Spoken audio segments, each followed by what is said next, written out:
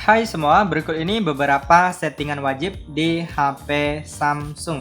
Pastikan teman-teman simak video ini hingga akhir karena saya akan membahas settingan-settingan yang biasa saya lakukan di HP Samsung, terutama untuk HP-HP yang baru dibeli ya teman-teman ya. Oke, langsung saja teman-teman kita masuk ke untuk settingan yang pertama. Nah, untuk settingan pertama biasanya saya akan mengaktifkan ketuk 2 kali. Nah, ketuk 2 kali untuk mengunci layar ataupun ketuk 2 kali untuk menyalakan layar. Nah, di sini untuk mengaktifkan ketuk 2 kali, masuk saja ke pengaturan. Kemudian selanjutnya di sini teman-teman silahkan gulir ke bawah, lalu pilih fitur lanjutan, lalu pilih gerakan dan gestur. Nah, di sini dia ketuk 2 kali untuk menghidupkan layar kalian aktifkan. Kemudian yang ini juga ketuk 2 kali untuk mematikan layar. Nah, maka sudah bisa teman-teman gunakan. Nah, seperti itu. Oke, kita lanjut untuk settingan selanjutnya. Biasanya saya akan mengatur tata letak layar depan ya. Nah, jadi teman-teman silahkan klik dan tahan di bagian layar kosong, kemudian pilih pengaturan, lalu pilih tata letak layar depan. Nah, di sini ada dua pilihan, teman-teman bisa sesuaikan dengan yang kalian inginkan. Nah, di sini yang pertama ada layar depan dan layar aplikasi, kemudian hanya layar depan. Kalian silahkan pilih yang kalian suka ya. Nah, biasanya saya pilih yang ini hanya layar depan, kemudian kalau udah klik gunakan ya.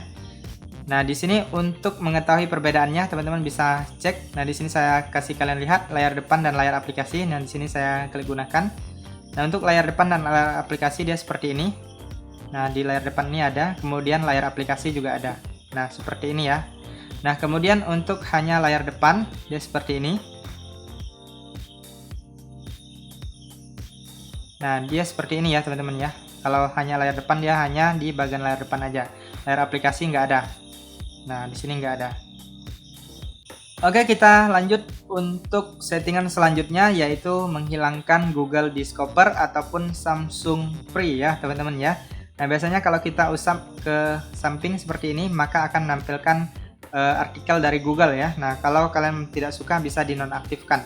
Nah, jadi caranya seperti ini, kalian klik dan tahan di bagian layar kosong, kemudian pilih pengaturan, kemudian yang ini tambahkan halaman media ke layar depan ini kalian nonaktifkan aja ya. Nah, di sini ada dua pilihan biasanya, Samsung Free dan Google Discover. Nah, jadi di sini dinonaktifkan aja agar tidak mengganggu. Oke, kita lanjut untuk settingan selanjutnya adalah usap untuk panel notifikasi. Nah, cara mengaktifkannya kalian silahkan klik dan tahan di bagian layar kosong, masuk ke pengaturan yang tadi. Lalu di sini teman-teman silahkan klik di bagian yang ini, usap ke bawah untuk panel notifikasi kalian aktifkan ya. Nah, jadi kita untuk melihat panel notifikasi cukup usapkan dari tengah layar seperti ini. Nah, maka akan menampilkan notifikasi ya. Nggak perlu dari atas layar seperti ini. Nah, dari bawah juga bisa seperti ini. Maka akan menampilkan panel notifikasinya ya. Kalian wajib sekali untuk mengaktifkan fitur ini agar teman-teman tidak perlu mengusap dari atas layar. Oke, kita lanjut untuk settingan selanjutnya adalah setting di bagian keyboard ya, teman-teman ya. Nah, untuk setting di bagian keyboard kalian masuk ke pengaturan, kemudian pilih di bagian manajemen umum. Lalu di sini teman-teman silahkan klik di bagian pengaturan keyboard Samsung. Nah, di sini teman-teman bisa atur. Di sini biasanya saya menonaktifkan yang ini, text predictive saya aktifkan karena saya suka chat secara singkat-singkat ya teman-teman ya. Jadi kalau seandainya ini masih aktif biasanya akan mengubah chat kita secara otomatis ya teman-teman ya. Jadi agak mengganggu apabila kita suka chat secara singkat. Nah, kemudian selanjutnya saya akan mengaktifkan di bagian ini, toolbar keyboard ini saya aktifkan. Kemudian selanjutnya di sini saya akan mengatur juga di bagian tata letak ya teman-teman ya. Nah, biasanya saya akan mengaktifkan yang ini.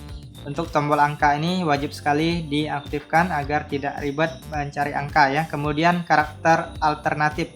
Nah, di sini aktifkan aja maka akan muncul karakter alternatifnya. Nah, sekarang kita lihat untuk tampilan keyboardnya. Nah, di sini.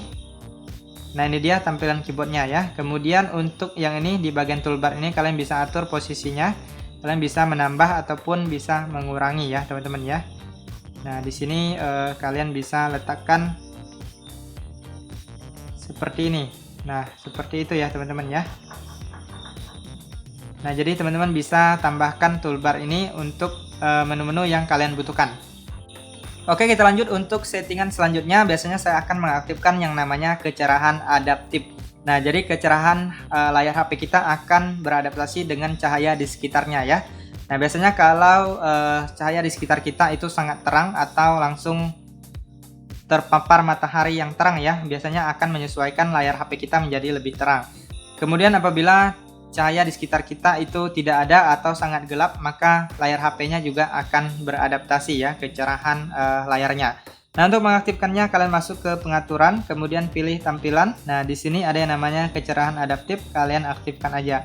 Kemudian biasanya saya menggunakan mode gelap juga agar mata kita lebih nyaman ya teman-teman ya.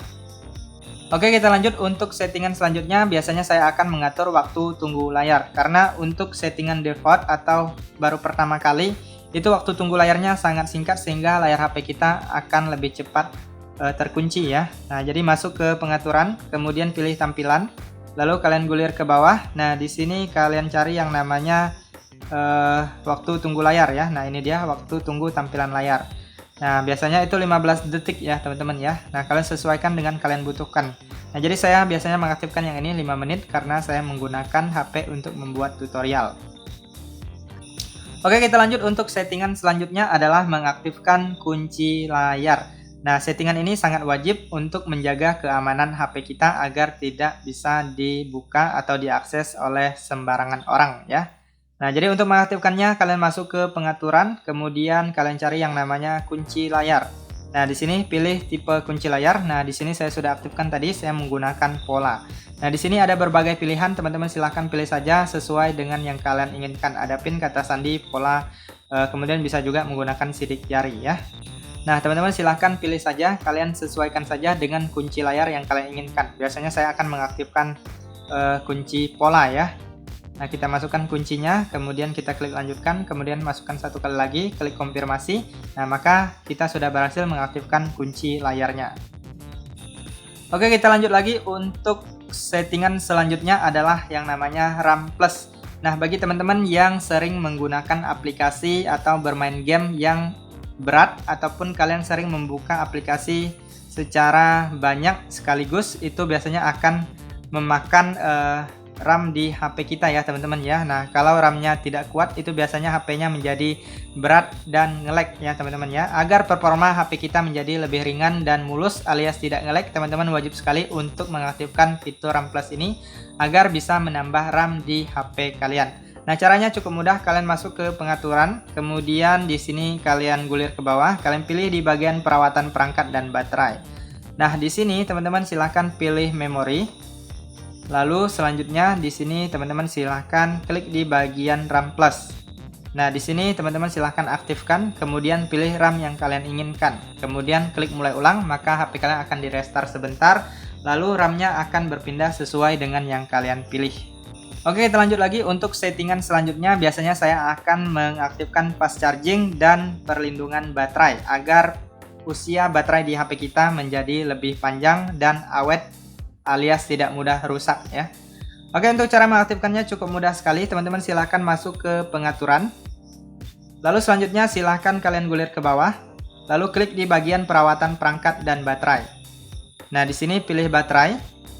Kemudian kalian gulir ke bawah. Lalu pilih pengaturan baterai lainnya. Nah, di sini untuk pengisian daya cepat kalian aktifkan atau fast charging ya. Kemudian yang ini, lindungi baterai ini kalian aktifkan juga.